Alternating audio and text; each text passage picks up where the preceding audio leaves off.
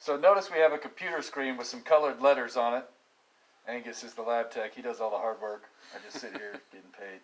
So now look at this white screen over here, and I'm going to try and find an image. Is it starting to come into focus there? Yeah. So I can rotate the lens a little bit to see until it gets just nice and...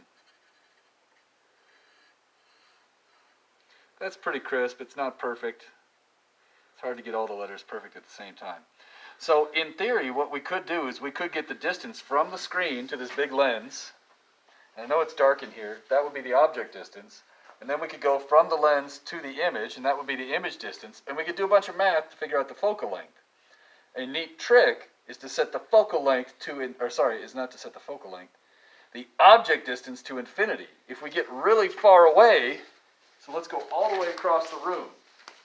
In the dark, trying not to get injured.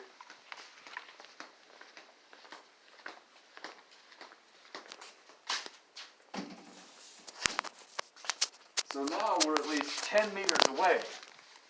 And I'll go on this side so I can activate the light if necessary. So now, if you can see, there is a tiny white square there. Let me see if I can get the image to come into focus. It's there, right there, and I'm going to turn out the light.